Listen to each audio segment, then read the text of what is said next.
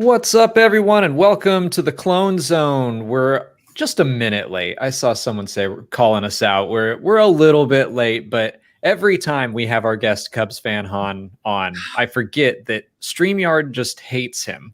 Literally hates me. But welcome to the show. I'm glad, like, at least this time we knew enough to get started early. Because we anticipated the issues, yes. Yeah, we know that it won't recognize your main camera. It will recognize your webcam, but it flips it. So your webcam is literally pointed at you upside down right now, and everything's working perfectly. And thank goodness I have a Joby tripod because I can finagle it whichever way I need to. But yeah, I literally have to tilt my webcam upside down because it, for some reason, registers me upside down. Well, maybe it thinks you're in Australia. Oh, maybe. You know what? There are a lot of Australian content creators in Star Wars, so that might be why. Yeah, maybe you have your webcam settings set to Australia time or something. We'll look into that later. I knew it. Well, we're here to talk about the 11th episode of the Bad Batch Devil's Deal. If you've never seen the show before, we're gonna just talk amongst ourselves about the series in general, about this episode, just to get our own thoughts out of the way, and then we're going to jump into chat. If you want to leave us a super chat, that'll get your question into the queue, and we'll just go in order and answer all these questions. But Cubs, how have you been enjoying the Bad Batch so far as a whole?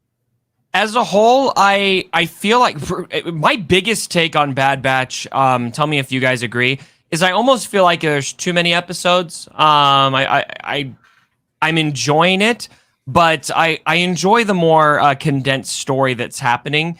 And there's been a lot of kind of side missions and side plot points that I haven't been enthralled with, but it's still Star Wars content. And so I'm really not that critical of Star Wars usually. I always say I'm a fan first, a critic second. So the fan in me is happy. The critic in me is like, this could probably be condensed into more like 8 episodes. That'd be my general take. Interesting. Like I'm really enjoying that we're getting, 16 weeks. Yeah. But also I am getting, like, as we enter the final home stretch, I am pretty stressed every Friday. It's like it's a busy Friday every time. It's fun. Yeah. But like at the end of every Friday, I'm like, we did it. We did another one. 5 to go. It's because we get up so early to watch the episode. Yeah. I'm not used to that. I'm always, Yeah, I don't know about true. you guys, but I'm always, well, you probably watch it together, but I'm always watching it in bed.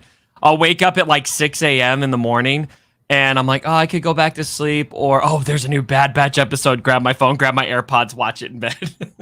Yeah, I mean, that's what we do, but we don't do it Molly would probably love it if we watched it in bed, but I'm always Alex is no. like, we got to get up. We got to go downstairs. We got to turn the TV, turn off all the lights. Don't say a word, except now we're doing reactions, so we have to say words. Yeah, there you go. I'm just waiting for the day where he forgets that we're doing a reaction. He's like, can you just shut up? We got a great reaction when Chopper appeared. We both gasped. I was really surprised by that, but I had to go down. Very I pleased. need the surround sound. Yeah. Yep.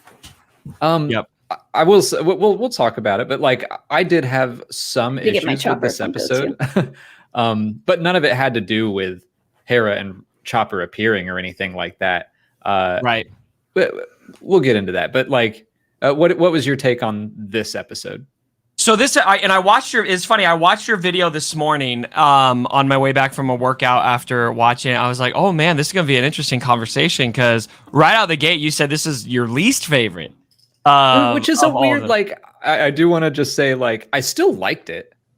We ended that episode and I was like, cool. Sure. It was a good time. I missed Wrecker. I missed Omega. My favorite scene of the episode. Yeah. Mm-hmm. My favorite scene of the episode was them all interacting. Hera and Omega together were great. I just wanted more of that. Okay. Well, I think that's fair. And that might be a nod to the showrunners for really doing a good job of bonding you to the Bad Batch, right? Because this did take a departure more than any other episode did from the Batch. And so I missed him too, but I think I was able to shift maybe a little bit more than you were towards, we get some Hera backstory. And the Rebels fan in me was digging that. And I'm a huge fan of the lore of Ryloth. There's a lot of really good stuff in in the books about Ryloth that I think is really exciting. And so I just the political transition of Ryloth from the Republic to the Empire, I think is fascinating to see. That's probably one of my favorite parts of this show in general, is just seeing all of those little tidbits of this is the transition from the regime of the Republic to the Empire's regime, and how every planet and people and population responds to that, I think is really interesting. And I could not get enough Hera and Chopper. So I personally loved it, but I see where you're going with the lack of Bad Batch in it. Yeah, I mean, I really like that same kind of, I loved seeing Raxus last week and seeing that, okay, that's how the Empire is dealing with a separatist planet. This week, how is the Empire dealing with a planet they were allied with? Right. But I think I prefer characters first. And like they put Hera first, I would say. But I prefer, like, I literally just missed Wrecker. I love Wrecker, but I think that they absolutely set us up for next week. Like, the episode is called Rescue on Ryloth. They're obviously going to be... I wonder what's going to happen. Yeah, right? So I think all of the setup of this episode is going to make the next episode even better. And Molly and I were talking about how, like, I don't know, shows like this, especially TV nowadays, aren't really meant to be analyzed the way we do it. Like, you can break them up into these chunks, but when you see a season as a whole, it all makes so much more sense. So, like, I never want to just jump on like what is this episode? It's filler. It's like, no. Let's wait until we get the whole picture and see how it goes. Of course, you're going to overanalyze it, though. You're literally named Star Wars Explained. I did this to myself. You've done this to yourself, Alex. we can't escape it. I do really like seeing all the different planets so far in the show and how they're kind of dealing with the Empire. And I like how it kind of starts out with, what's the guy's name? Rampart. He says, like, he's talking about the refinery that's there, and he's like, we gave you this refinery and gave you all these gave your people all these jobs. Like, you should be happy about it. And they're not. Twi'leks aren't easily pleased. Yeah. Well, it's like they're trying to be a lot more sly than they were with Raxus. With Raxus, it was like, bend the knee or here come our walkers. In Ryloth, it's like, hey, look at us. We're bringing jobs that are like, it's a Dunium mine, which is what helps build the Death Star. So, like, they're just furthering their own wants and needs, but they're trying to be like, oh, we're being so helpful to you. Which I love the Dunium reference. Just these little nods to the Death Star, I think, are really exciting. Yeah. And I think they mentioned that refinery was supposedly going to be one of several. So it was like, they're only going to spread over the planet. Right. Well, I already said my favorite scene. Hera and Omega bonding on the Havoc Marauder.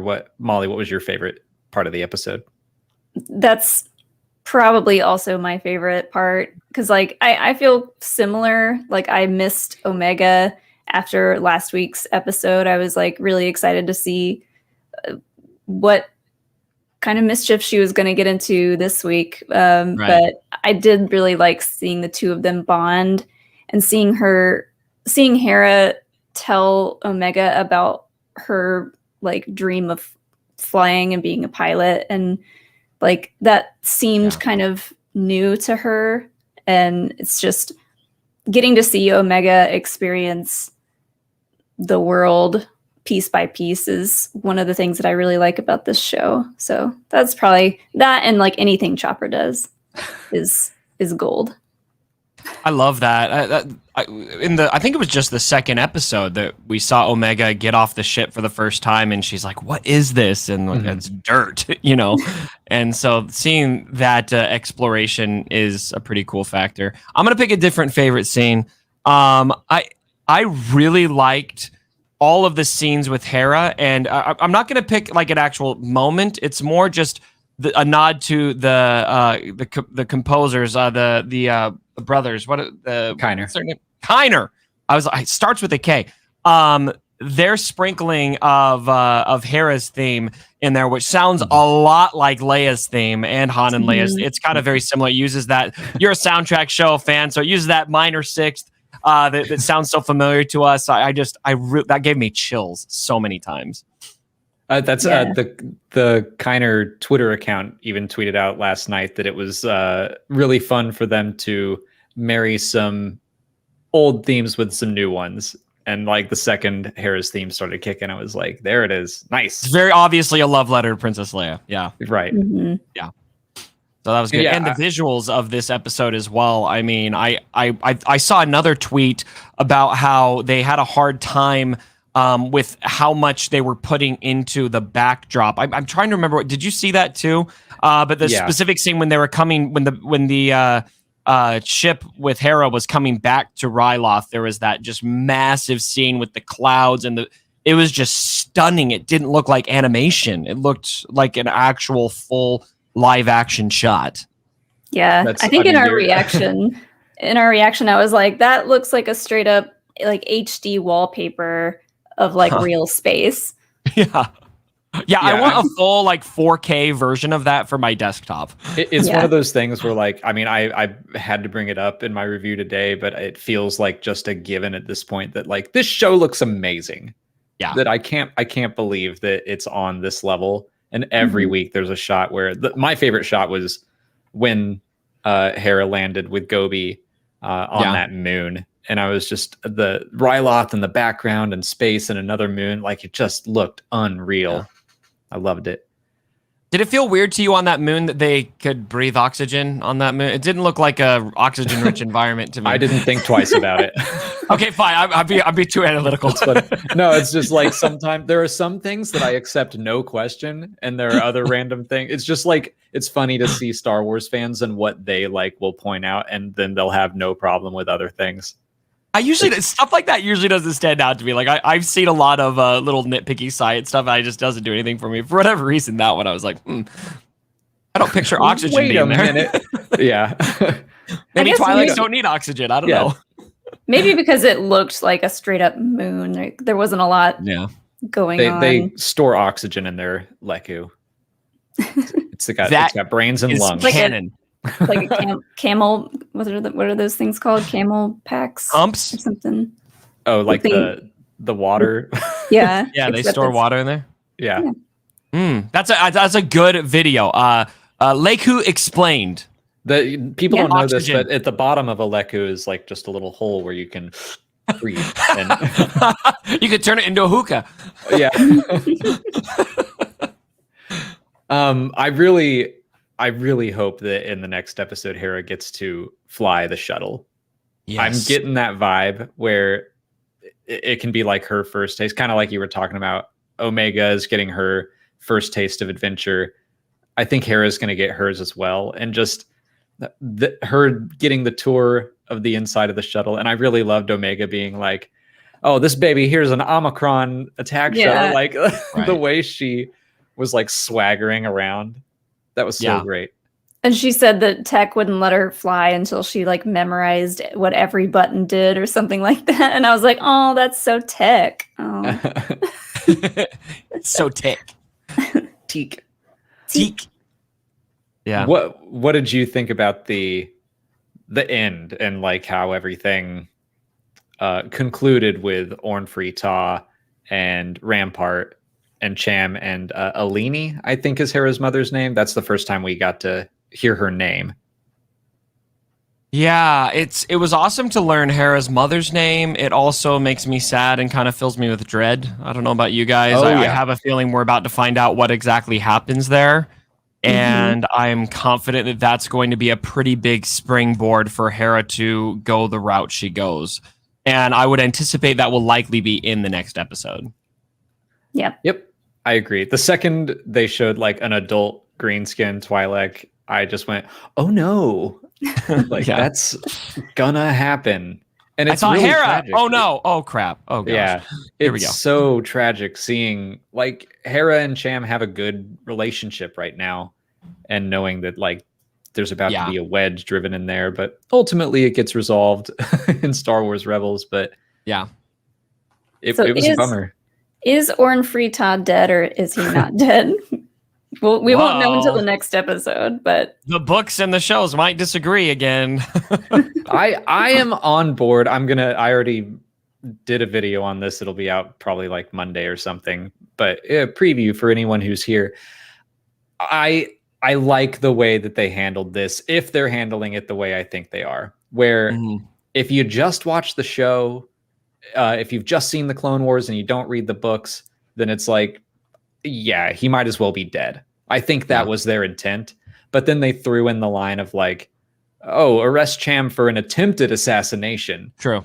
As they just cart his body off. It's like, if you want it to work that way, if you read the books and you're like, no, he's alive in 5 years, like I am, then I'll be like, okay, he's alive. And it all still works. You know, we saw Cad Bane, he's been shot in the head and he just got a metal plate. He's fine. So I do think he's our Lord and Savior, Cad Bane, though. Right. Of course. we assume he's been shot in the head. Yeah, I think he has. But like, does anyone really love Orn Free Taa? Are there any Orn Free Taa stands out there the way I love Biggs? I'd love to meet one. I've never heard that. He's literally the last character on my list. Right. He's such a jerk in this episode. Well, that's what, like, I think that, you know, he's in Lords of Sith, sure.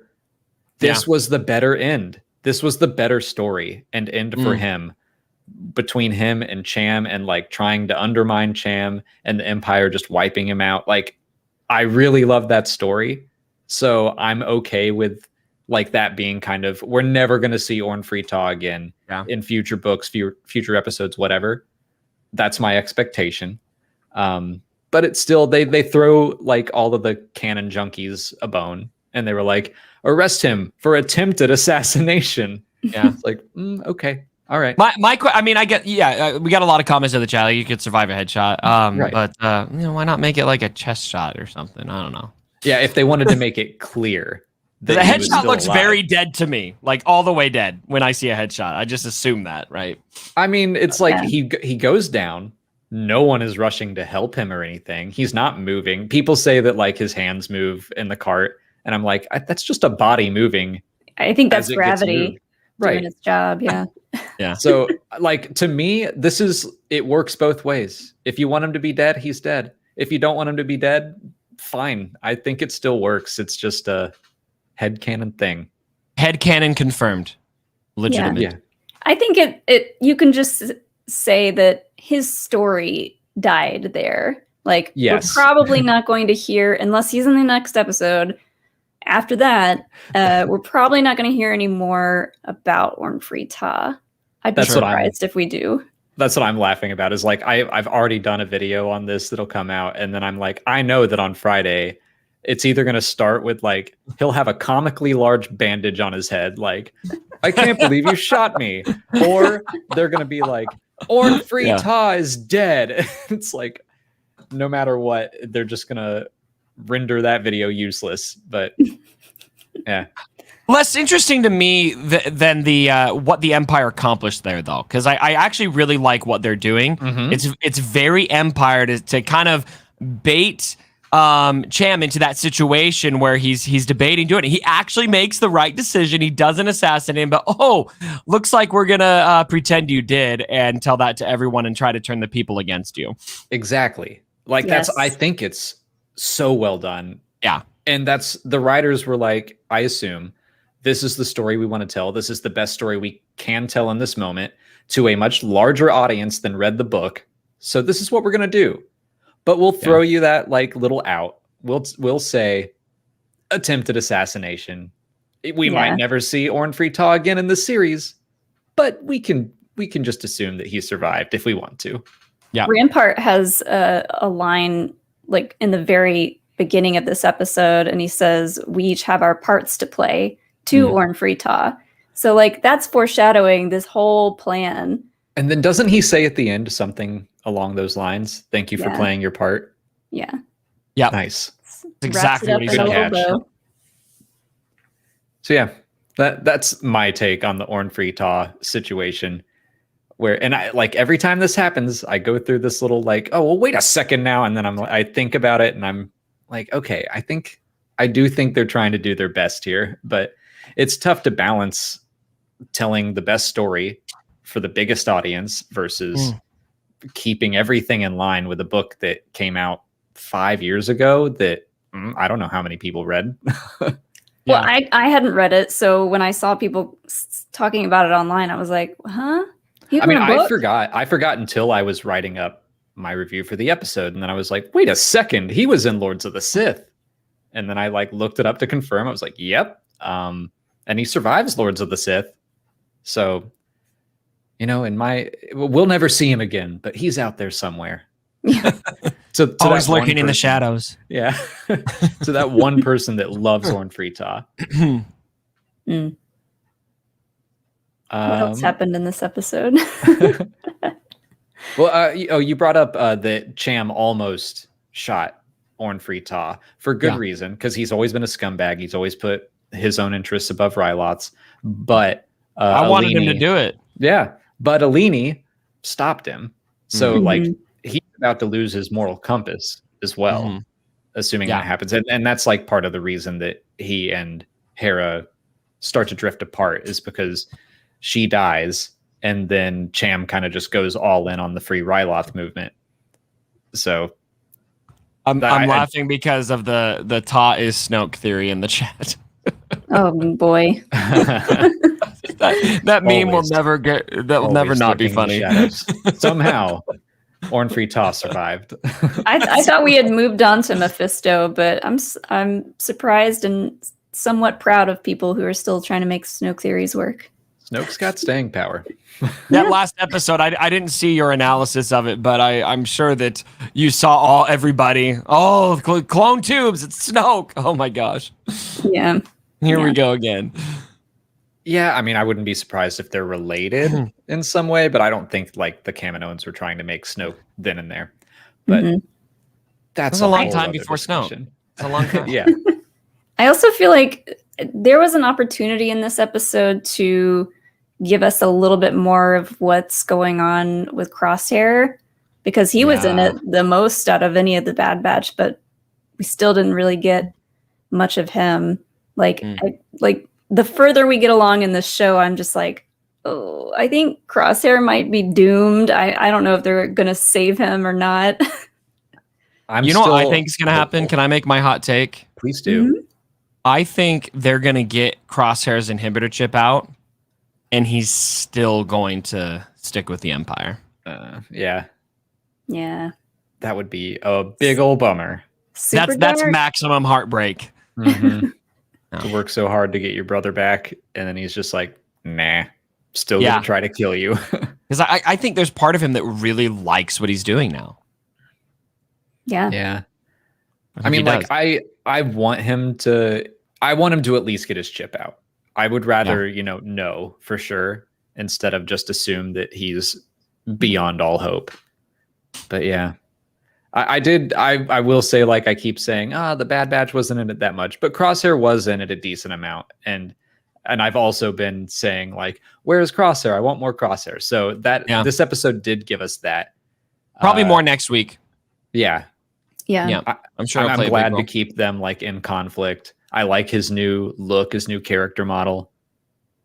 That's just... one thing we haven't discussed yet that I think is a really interesting part of the episode is the new clone trooper that we met, Howzer, who very clear. Well, maybe he's not new. He was new to me. Very clearly seems to be independently thinking. And I'm seriously questioning if he obeyed Order 66, or at least if if his chip really activated like all the others did. And I think he could play a pretty big role in the next episode too. I assume he'll be the one to call Sid or the Bad Batch or someone. Like he's going to get the, like, we need help call out. I'm assuming he's like Rex throughout the line that, it's rare, but some clones didn't go through with Order 66. So I'm assuming for whatever reason, his chip didn't go off. He probably wasn't around a Jedi. He just doesn't really know what's happening. Because the second you see that guy was like, A, his helmet's off. B, his armor's painted. Yeah. He's acting like he's breaking the rules or bending them for Hera and Cham's sake. Like, He had a really dope haircut too. yeah, everyone's talking about his hair. Everyone loves his hair. Hair's important. That would be really cool though if he played a big part in the next episode, and like once the Bad Batch gets involved, like he could talk to them and they could figure out what happened with him. I'm excited for the next episode, really, just to see how the Bad Batch is going to come in and help everyone, and how like Omega and Hera are probably going to see each other again in some fashion in the next episode. Yeah, like that's the thing about while I wasn't crazy about this episode, I am like so ready to go for next episode. Like it set me up to be just like, yeah, kick the door in on the Empire, like save Hera. Yeah, because do your best to save Alini. I tweeted out this morning after we watched it. I was like, I don't know how I felt about it, but I think that was because it's a part one of a 2-part story. Yeah. And I was just like, I got to see the rest of this and where the story's headed to really give my full opinion. It's true of like the Clone Wars as well. Often Clone Wars arc will be like the first episode. Sometimes you'll be like, I don't know where this is going. And then by the end, you're like, that was an amazing arc. So this absolutely felt like a Clone Wars episode using Rebels characters, which was fun. Like it's very much a bridge. They're all about that corporate synergy. They put Cad Bane in there. Yeah. And they're like, you know what else Cad Bane is in? Clone Wars. Go watch it. And then they're like, here's Hera. Oh, she's in this other show. Go watch Rebels. I do want to read, just because I love this. One of our patrons on our Q&A said, do you think Howzer from this episode is a clever nod to Howzer, Arnold's character in the original Total Recall? He was a soldier programmed to betray the rebels who rebelled. So I thought it might be the case. And I was like, oh, that's fun. Because apparently, and I didn't know all this, but like a Black Series toy came out of Howzer a while back, but his name was Ballast. And so they changed his name at some point. At some point recently, I guess, so that his name is now Howzer, which is, I don't know, it's interesting. And I'm like, I wonder what the reasoning behind that is. And maybe they'll say something about it in the gallery thing on Monday. Yeah. Oh yeah, the cool episode. Yeah. I'm really interested to see if they're going to drop anything about Orn Free Taa there as well. Just to be like, don't worry, it was only an attempted assassination. See, it says attempted in the script right here. Well, we've been going for about half an hour. Let's dive into some chat questions. I can't see the first one. It's from Andrew Sandoval. Is that the first one? Yes. Thanks so much, Andrew. Hey guys, I was wondering if Crosshair's chip is fried. More like amplified. It's possible because of, the damage that he took to his face, and he even had kind of like a burn back here. I'm like, that's some trauma that, maybe literally fried it. But I also kind of think the Empire would know, like they seem to be putting him under that scanner over and over. Yeah. I think we would know too, because I feel like we would see some kind of recognition on his part. Again, I mean, my prediction earlier that he's going to get his chip out and he's going to decide to stay with the Empire. If something like that were to happen and he didn't have a change in behavior, we would have to see that decision, right? They would have to show us that. Like, okay, look, clearly chip is not working. He's still choosing to go this path. Yeah. We would have gotten some kind of one-on-one scene with him. Yeah. Showing the audience that something might be off. But he was just full steam ahead in this episode. Yeah, no change in behavior. He's still clearly mega douche. I'm still, and I see people, is there any hope for Crosshair? I hope so. I do hope so. But yeah, I mean, it's possible that his chip burned out and he just decided to remain loyal. We might find that out later. Like they might, I'm really hopeful that at some point they like grab him and we're gonna take your chip out, and he's like, they took my chip out months ago, and you're like, oh God, no. That would also be pretty cool if they did something like that. Yeah, Cool. I mean, regardless, it's like whether or not the chip is controlling him. I mean, he was always kind of a jerk. Mm-hmm. Yeah. It's part of his personality. He's always been a douche. So A real stickler for the rules. Yeah.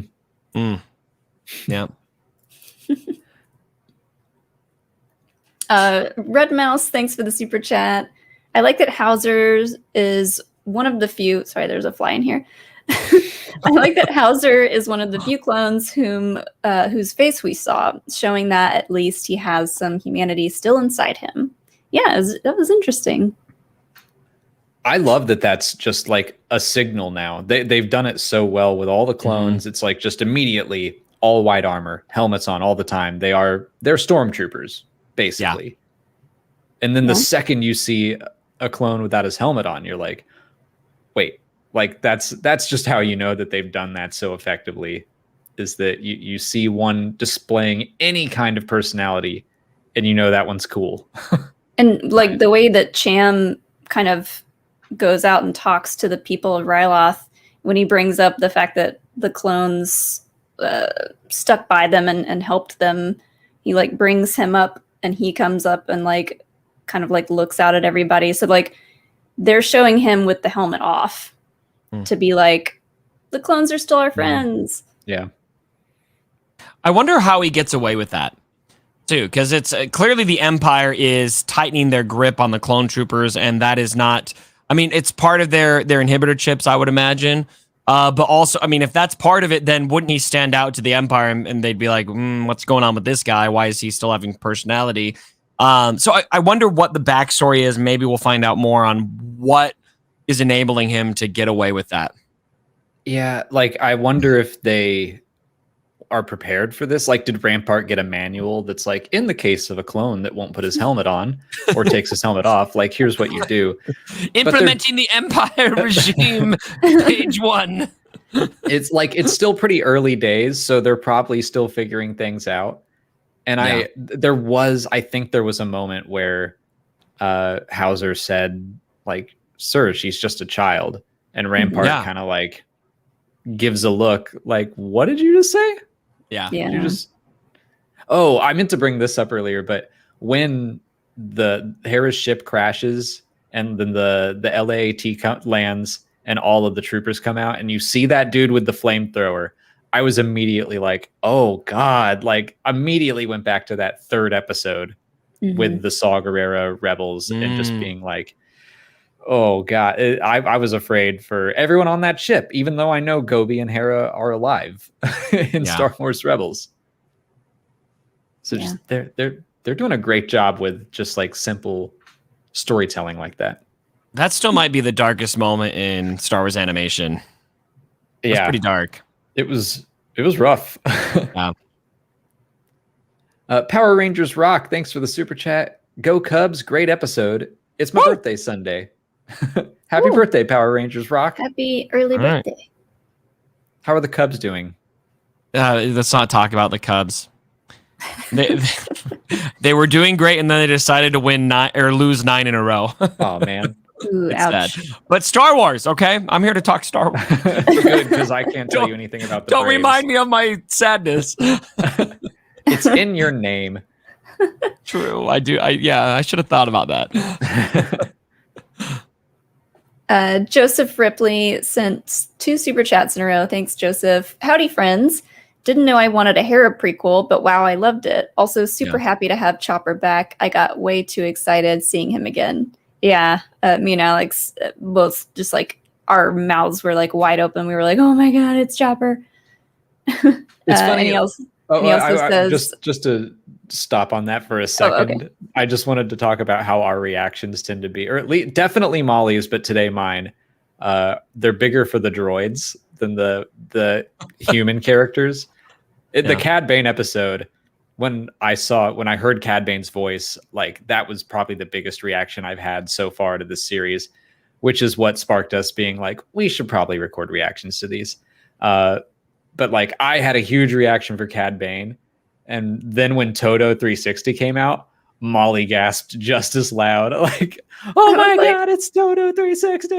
It's him. Well, I did the same thing in Mandalorian when Luke showed up. I was like, okay, yeah, it's Luke. It's not some other character that everyone had been theorizing. And I was like, And then yeah, R2.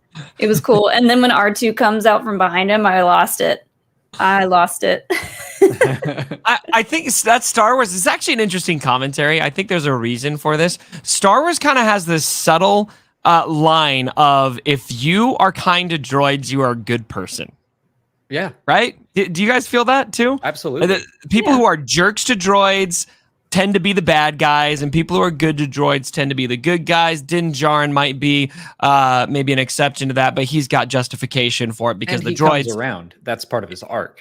Exactly. He comes around, and the droids that he got, jaded by weren't, the good droids. So anyway, I think that's an interesting commentary. I think that Star Wars wants you to, they deliberately make those droids endearing. It's something they do very well. And yeah, I gasped when I saw Chopper. I was more excited to see him than Hera. Well, I think our reaction is to specifically like the periscope coming up over the rock. And I felt we like were a just nod to episode 6, didn't it? When you first see R2-D2. Yeah. And so we were just like, is that Chopper? And then it fully is. And we assume Dave Filoni is still voicing him. I don't know why he would let anyone else voice such an iconic character, but yeah, he's listed on IMDb as just Chopper, but we know in Rebels he's voiced by Dave. I would really love a behind the scenes of him doing that. Like, is he saying words? Performance. Is he saying words, or is he just going like wop wop wop wop wop? Is he like doing a Charlie Brown teacher kind of thing, and then they just amplify it? I think Dave Filoni probably writes lines for him, and then they get translated. Is he speaking them, and then they take those lines and make them droidish and unintelligible? Sometimes you can hear kind of like a word in his little beeps. Like sometimes he's like "row," like Scooby-Doo or something. I hope he has lines. I know that for in the MCU, Baby Groot, I think it was, or Teenage Groot, or all the Groots, they actually had meaning behind the words.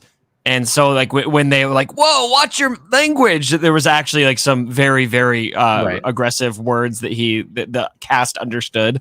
So maybe it's something similar with Chopper. I don't know. I mean, Jonas Swatamo, who plays Chewbacca now, said that in Solo he had lines for every single growl that he let out, and very similar that when he found out that they were working for Crimson Dawn, he drops the F-bomb in that point. Like, that's yes. I want to see the script. I know, right? Release the true cut. Just release the cut of Chewbacca talking, and it's Jonas just like. But yeah, I assume that Dave Filoni has written just like the most vulgar lines for Chopper, just constant obscenities. Chopper would not be nice. He would be very vulgar, I think. Yep. I think all droids, like you talk about how we assume they're just these nice little people. I think they're probably swearing all the time. Yeah. Oh, R2-D2 definitely swears like a sailor. Yeah.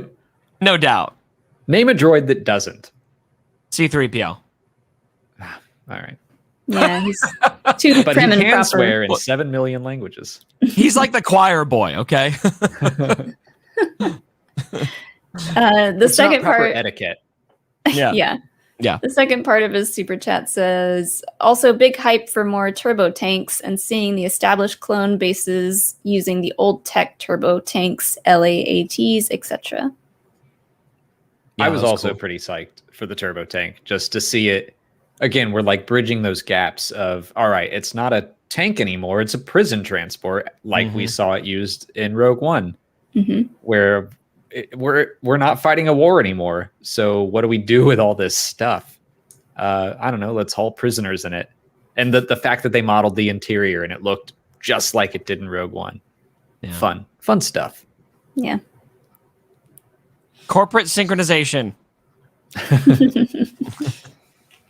Madman's Knowledge, thanks for the super chat. Taa's probable death hits hard because I'm reading Lords of the Sith right now. Also, maybe episodes 11 and 12 should have been combined into one long episode because no Bad Batch.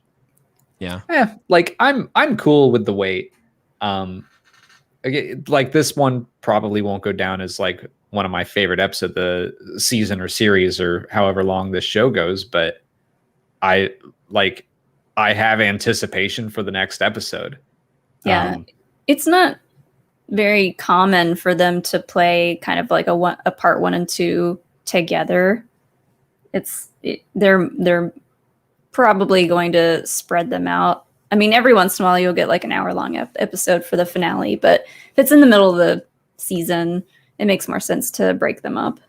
That said, it would be cool to just like pop open the app and be like, "Oh man, it's an hour-long episode. Buckle up," and just to not have that known.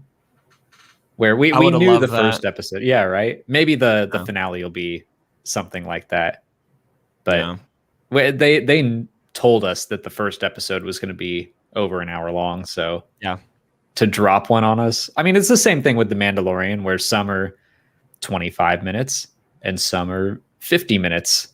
And when you open that app and you see it's like, we got a 50-minute episode, like, let's go. This isn't anything new either. I mean, they've had these multi-episode arcs in Clone Wars and Rebels. Mm-hmm. I mean, Clone Wars season 7, it was what? The Siege of Mandalore was over 3 episodes, I think it was. 3 of the best... 4 episodes. Yeah, that's right. 4 of the best episodes in animation history, my opinion. And so, yeah, it sucks now, but once we see the arc, I think we'll all be okay with it, hopefully. That's a good point. Like, Molly and I didn't grow up with the Clone Wars. We watched it on Netflix for the first time, and we were able to binge all of it. So, like, we never had to wait for any episodes. We just blew through every arc. So that was nice. But Except again, for season 7. Right. Yeah.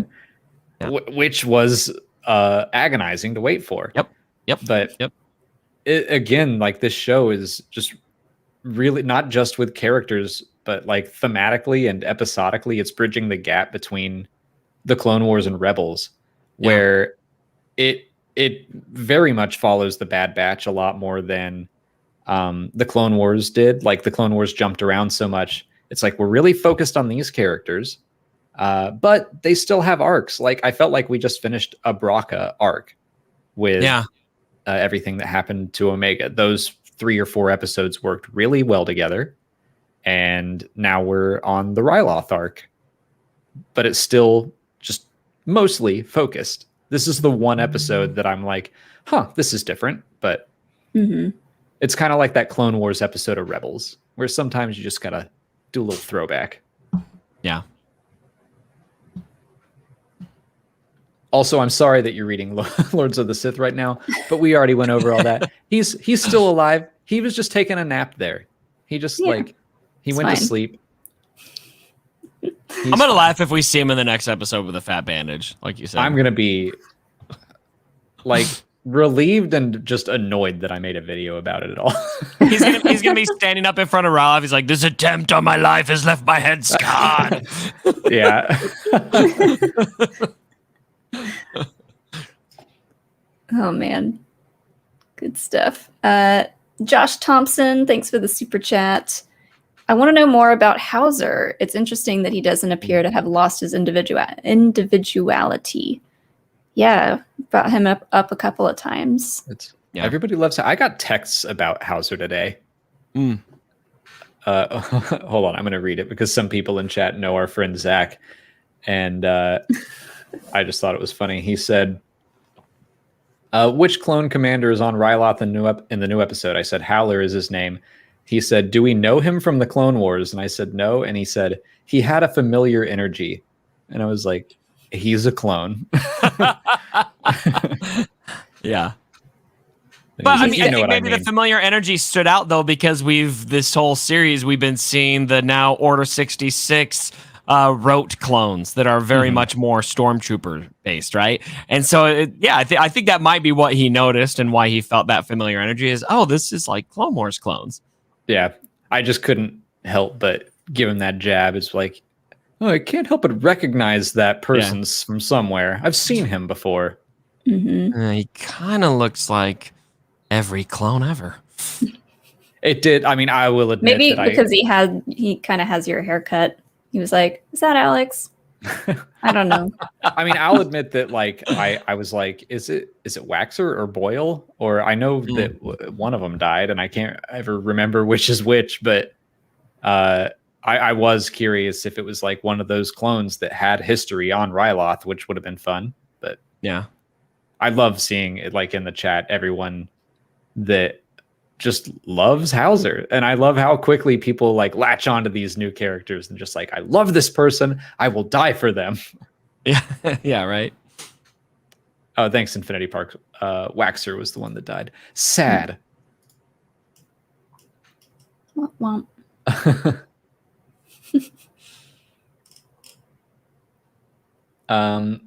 We're Miranda here. Thanks for the super chat and question. Sticking with Howzer, regarding him, do we think the death of I'm a Gundai may have had the unintended consequence that Howzer never received Order 66? That's doubt taking it. it way back. Yeah. I doubt it, but that's an interesting thought I'd never really considered. Like, I just figured that any clone would turn on any Jedi in the area. But it would be interesting if every clone was like, okay, your unit is assigned to this Jedi. And then it's a lot more simple to just tie like their chip to that one Jedi or something. But I doubt it. I think it's more likely that it was just, if there's a Jedi in the area, just start blasting. Yeah, we've talked about that before. Of like, did Palpatine upload a Google Doc with Order 66 of like names, faces, like it's I still think that that's the case. He has his Google spreadsheet and he's like, okay, I just got another Inquisitor, so I'm going to delete them off of the list, keep them alive. And like, maybe Anakin used to be on the list, but he's like, I think I'm going to break him. I think he's coming over. I'm going to take him off the list. Yeah. Today's the day. That's funny.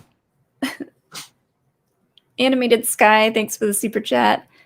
I always thought Isval, is that how you say that, Alex? Sure. From Lords of the Sith was Hera's mom. Also, guess Orn got really lucky there. I do not. I vaguely remember Isval. It's been 6 years since I read that book. I think it came out in 2015. So I remember very little about it, especially details. But I do remember Cham kind of having a love interest in the Free Ryloth movement. They could have been hinting at it, but they were like, we're going to tell this story down the road. Better not. Yeah, it's one of those things like Chuck Wendig in Empire's End wrote about like a tall blonde girl that they picked up on Jakku, and the First Order was like, we're going to take all these kids and train you. And everyone was like, is that Phasma? And then down the line, they were like, no, we're going to write a book called Phasma and we'll give her an origin story. But Chuck Wendig was like, no, that was my intent. I mean, like, just to put a little seed down. And if anyone wanted to pick it up, then that could be Phasma. But he didn't say anything definite right then and there. So yeah, that's always possible in books and stuff, is that maybe Isval was supposed to be Hera's mom at the time. And then in Star Wars Rebels, they explored it further. Oh, interesting. Joshua Moore, thanks for the question. I couldn't tell, was Howzer's armor painted 501st blue, or was it a slightly different shade? It was different. I got that it was more like a sky blue. It looked teal to me. Yeah, it looked more teal to me as well. Somewhere between blue and green. No. I think he's a new... They got to be running out of colors, right? Yeah. I figured he was a new Legion. That's the word. Yeah. Miranda here with another super chat. Loved the Hera prequel too. I really feel like all these cameos are smoothing out Rebels' placement in the series, so it doesn't feel like the team are out of left field. Families and continuity. Yeah, that's true. And that makes me wonder if we're going to see Hera and Caleb meet for the first time in this show. Someone asked me that earlier, and I'm going to guess no, because the first time they meet is in the book A New Dawn, but they haven't always stuck with the books, so maybe I'll be doing another video. So that was a book I never read, so tell me, and for anyone who hasn't read it, how old are they when they meet? Is that much more down the line? Yeah, it's, I believe, 10 years after Revenge of the Sith. So yeah, okay. So they still got like 10 years, but that said, they could still do something where the two of them meet and they don't get any names or anything, and then 10 years later he's calling himself by a different name, so it could still work. But as far as we know right now, the first time they meet is in about 10 years. Okay. That's news to me. I didn't read that one. And I assume, I don't know for sure, but I'm assuming that book probably had some input from Dave Filoni, just like little notes. Like he gave E.K. Johnston notes about what happened at the Siege of Mandalore. And obviously details changed there too.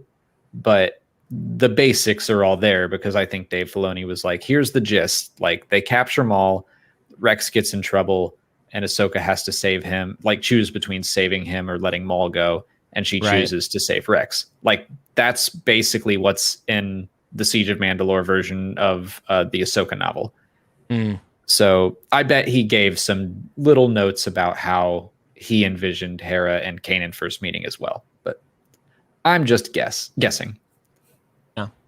Yeah. And I mean, like, I don't think that's inaccurate, because that's something that George Lucas said. Like, yeah. I think that they are more interested in telling good stories instead of keeping every little detail lined up. I wasn't expecting to see Caleb again in this show, but yeah, like you said, he could pop back up. Yeah, I kind of want him to. It left me wanting more of his story. You want to hear the fully grown man's voice and the... Okay, other than that, yeah, that part was very weird. Vanessa Marshall does a better younger Hera than Freddie Prinze Jr. does a younger Kanan. Yeah, I was like, this kid hit puberty at like 8 years old. Hey, what the heck? He's an early bloomer. He's fine. His voice is deeper than mine. Master, no. Yeah. It was good to hear his voice again, but it didn't quite match the model. I'm not expecting Kanan to pop back up, only because I get the sense he hasn't seen a clone in a long time, based on Rebels Season 2, when he meets Rex and Wolf and Gregor. Speaking of, I really want to get to that stuff, if they do it, of like Rex gathering those clones, and I'm kind of like, ooh, maybe Howzer will be one of them. I'm really hopeful that he survives next week, and then the Bad Batch is like, oh, we've got a friend who you might want to go hang out with. Yeah. We're definitely going to see Rex again, I think.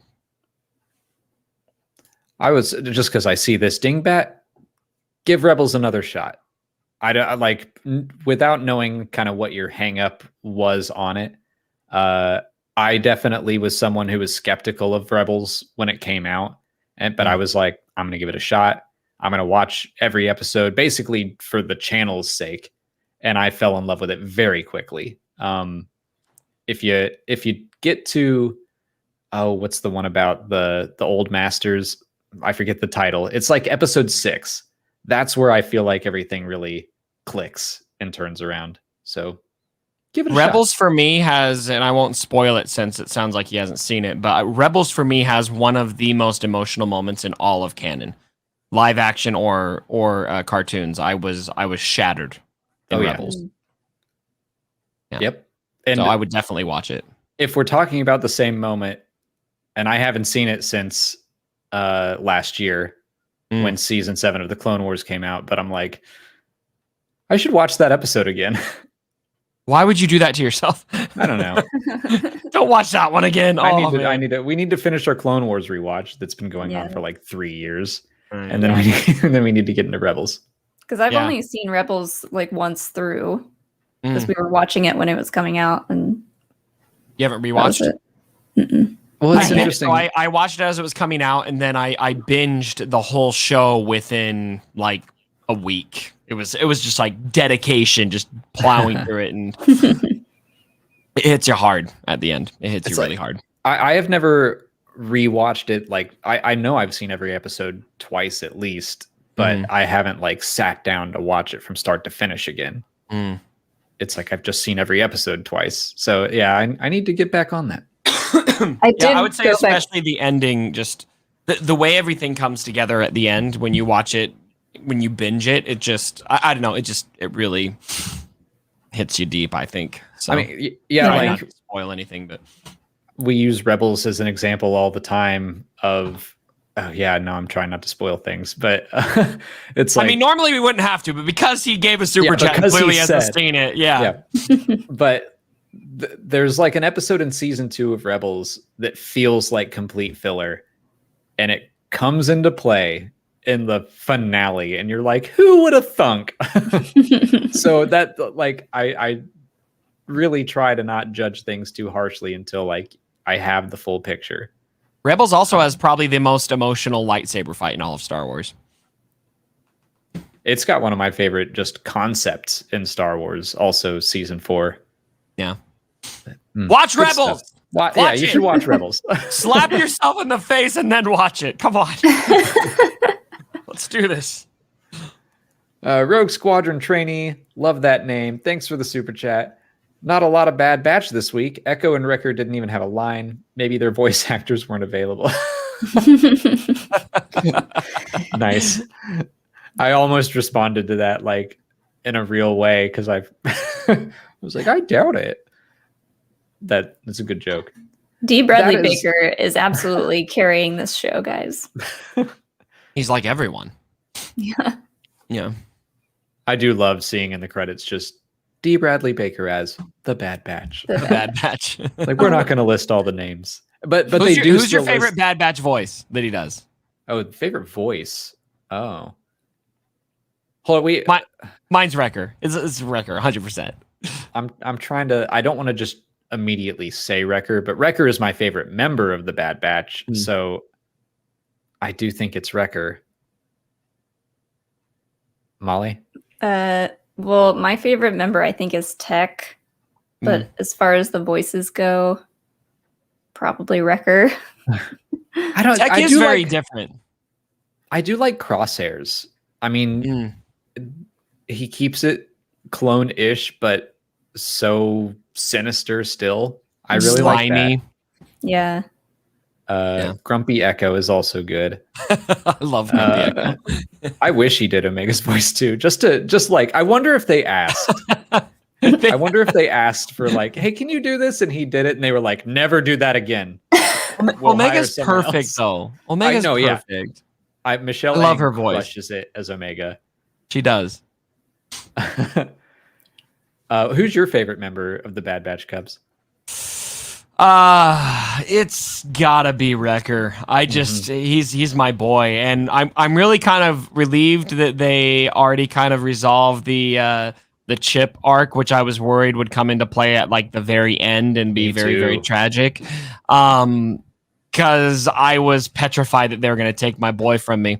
But they could probably still totally do that. So he's the one. Like, I could deal without Hunter, I could deal without the others, but Wrecker, if something bad happens to him, even Omega, but Wrecker, I feel he's like, I don't know, he's like a teddy bear. He's almost like a Chewbacca that can talk.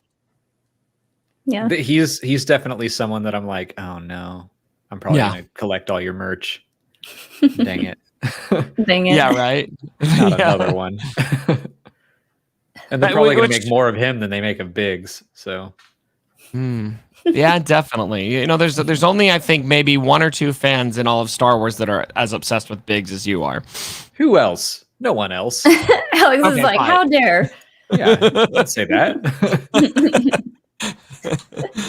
Reminds me of your April Fool's audition video, by the way, which was maybe one of the best April Fool's Star Wars videos of all time. It was so funny. It's not a joke, Patty. I'm waiting. I'm waiting for your call. The scream at the end got me so good. Oh man. Yeah, you're right. You're the biggest Biggs fan. You are. Thank you. You're welcome. My opinion gonna, matters. That was gonna keep him up at night. Like, who else is out there? Who are you? I will find you. I'll find you and we'll be best friends. Yeah.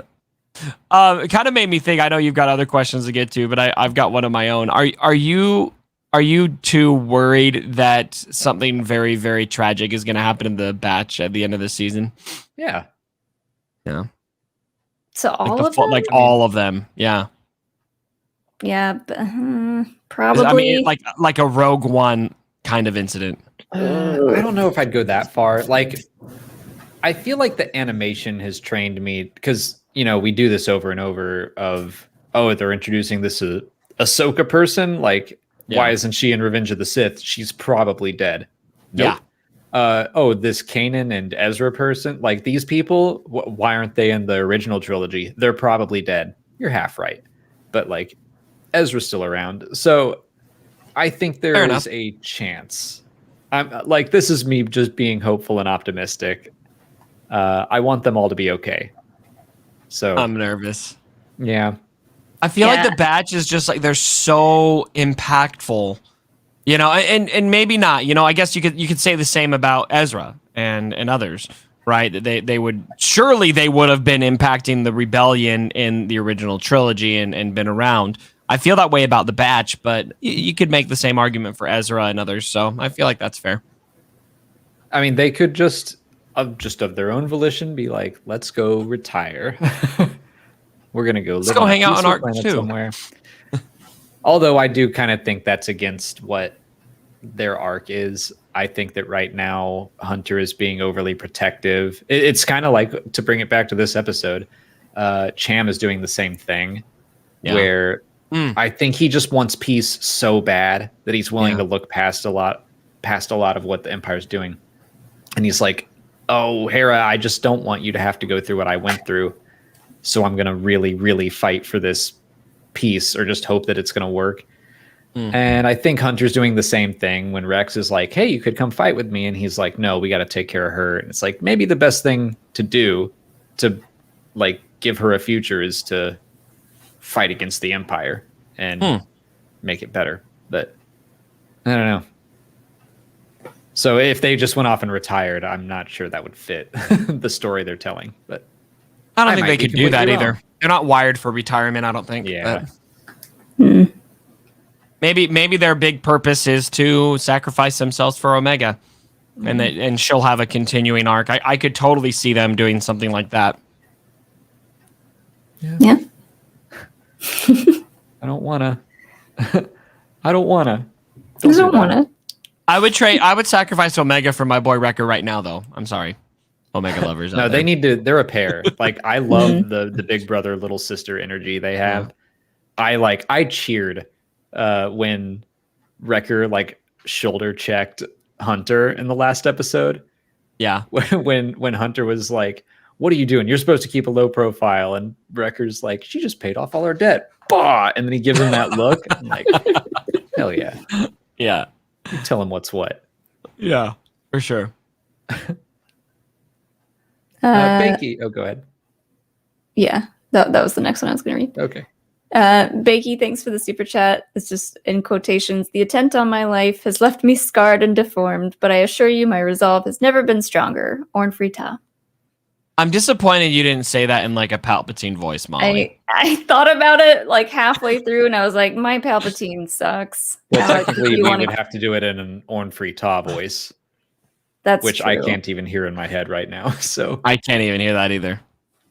I'd have to listen to it. I can't. Phil Lamar did his voice in this episode, and he's a pretty great voice actor. We've met him. Just do the double chin, and then you'll get it right. You attempt of my life.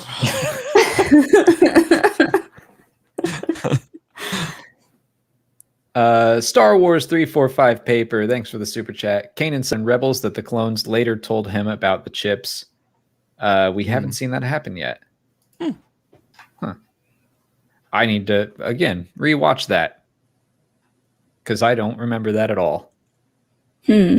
So maybe he does run into some clones again, but he still has that like inherent distrust in them.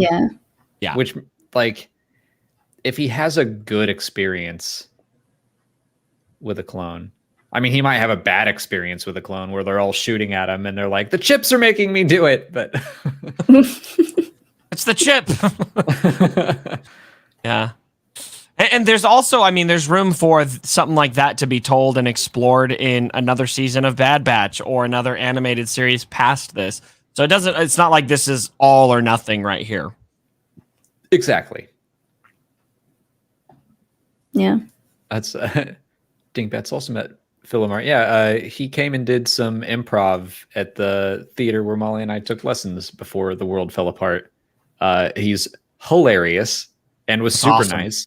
And talked about we talked to him about Lair of Grievous, that episode, for a long time. And he was like super into it. Like he loved talking about the Clone Wars. So super cool dude. All right. That is it. We've been going for just over an hour. We are through all of our questions. Let's everyone just go around. We'll make a bold prediction for next week. And we'll call it a day. Cubs, you got anything? So my easy prediction is that Hera's mom dies. That's not really bold, though. Yeah. I think that's predictable. Here's my bold prediction is that Taa is alive and well, and he's going to make a speech to everyone on Ryloth about the attempt on his life. That's my bold prediction. What if they do it Weekend at Bernie style? Like they just like have him propped up in front of that crowd, but he's like up in that tower. Yes. Yes. I'm okay with that.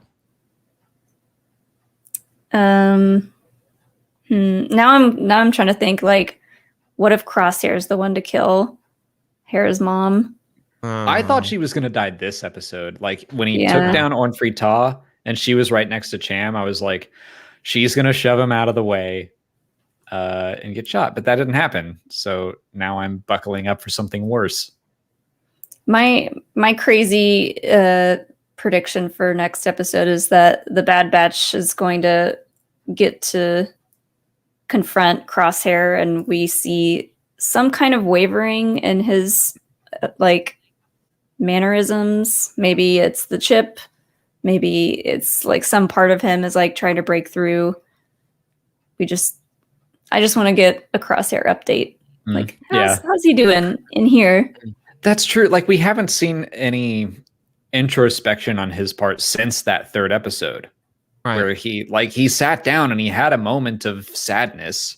So I like that. I would like an update on his mental state. How about a therapist episode? Let's go full Falcon and the Winter Soldier. Yeah. And MCU and just have him sitting in front of a shrink or something. That'd be great. Yeah, like him and Hunter have to get really close and look in each other's eyes and just talk this out. I don't think Hunter could do that. I hate you. My wild prediction will be that we're gonna see Chopper get to go ham for the first time. Like this will be His first killing spree. Yeah. He had the highest body count in Star Wars Rebels. Let's get him the highest body count in the Bad Batch as well. Full R2D2 oil on fire style. Yeah. Yeah. I love it. I mean, Chopper's got a one-up R2, I think, in that regard. I guess you can't one-up R2. So. No, that's blasphemy. And we got one more super chat from Kyle Ruiz here. Thank you so much. We haven't seen any Star Destroyers or capital ships or even Victory Star Destroyers yet in the new gray paint scheme. That's true. Oh, I can hear myself from Molly's office, so I think her headphones just died, which is why she disappeared. That's a good point. I bet I could really see like this season finale I'm back. Okay. I could see the season finale kind of unveiling all of the Imperial stuff. Like we're going to just transition to stormtroopers. We'll get TIE fighters. We'll get Star Destroyers. That feels like a season finale kind of thing. Just to be like, we're ready to roll it out. Kind of like at the end of Revenge of the Sith when we see some of those Empire nods with like the Death Star skeleton and all of that. Yeah.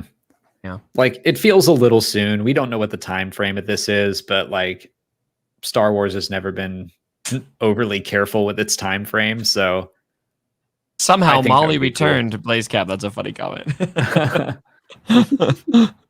We don't know how, but somehow she has returned. I don't know if it's like the Bluetooth on my computer, but like they just disconnect for no reason. AirPods can be spotty. If that's what it is, that's what they are, I'm assuming. Yeah. They're nice. I like the no wires and all, but sometimes they just won't connect. And we get another super chat. Thank you for the very generous super chat, Aimless Dreamer. I really want a Winter Soldier-esque arc for Crosshair. I agree. I don't want him to be a lost cause. Yeah. And we could get this is something that the Winter Soldier did in The Falcon and the Winter Soldier that I have wanted Star Wars to do. And it's not just about not being the Winter Soldier anymore. It's about atonement and him having to go and try to make the world better despite what he did. I would love for Star Wars to actually do that for once instead of being like, I made a good decision and now I'm dead. Yeah. One of those things I'd like them to explore is, I don't know if they will or not, maybe they could, but the idea of Luke blowing up the Death Star, for example, that he killed a lot of people who weren't necessarily extremely guilty. And that I think that is very worth exploring in like a full arc that I think could rest with the way Luke is. I could see that beginning to weigh on him at some point. Yeah. You know, have you been reading The High Republic at all?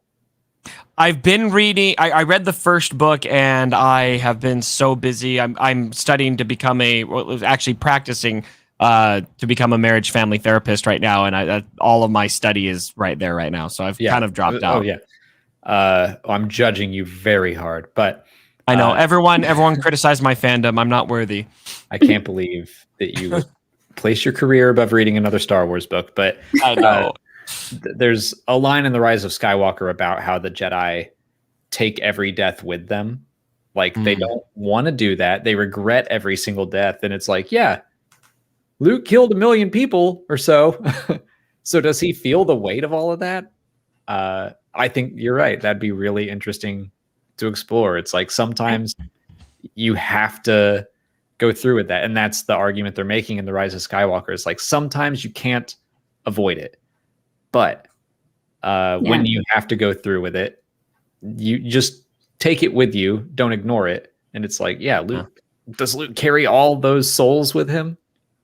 I think when he gets to a point where he's a lot more in tune with the Force, kind of like how Obi-Wan sensed everyone basically dying on Alderaan, further down the line, when Luke is more in tune with the Force, it probably weighs on his conscience a little bit. And that's why we get grumpy Luke.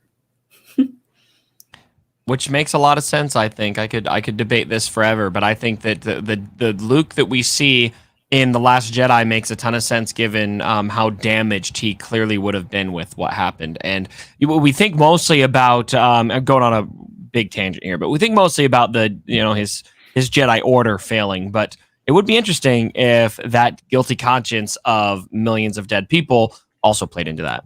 Yeah. I mean, I think that at that point, he probably, like Molly said,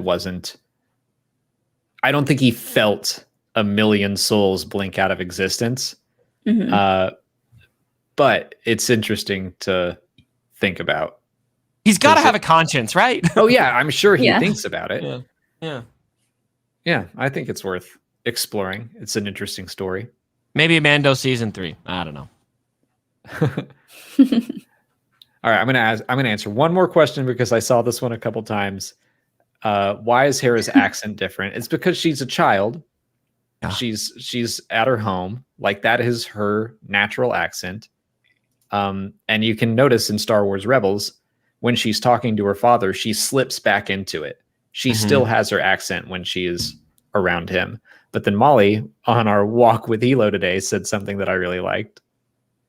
Oh yeah, just the fact that one, you can grow out of an accent, but two, I think it's more about distancing herself from her past. So she kind of just drops the accent just to make it to go that much further, to distance herself from her trauma. Yeah, That makes sense. I like that's just something I had never ever thought of, and I was like, What "Yep, trauma? Yep. Are we gonna see that trauma? Oh no. Yeah. No, everything will be fine. Everything will be fine." It's a Don't kid's worry. show. Yeah, they didn't set anyone on fire with a flamethrower.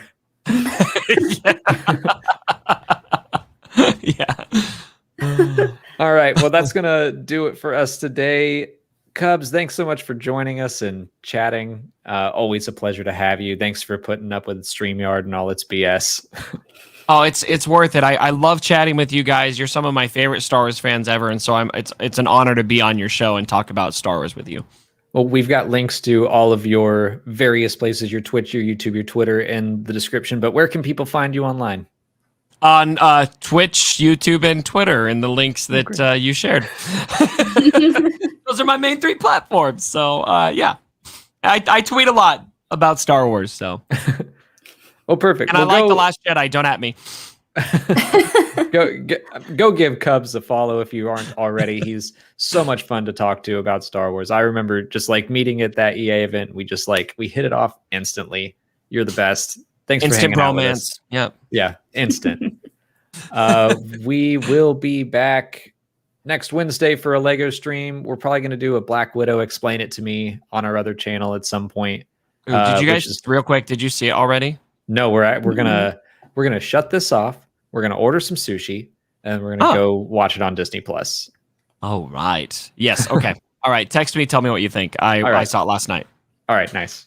So those are our plans for tonight. And then we'll be back on Friday to talk about the Bad Batch episode 12 with Star Wars spelt out. They're our guests for next week. But until then, just thank you all for watching. Thanks for hanging out. We'll see you next time.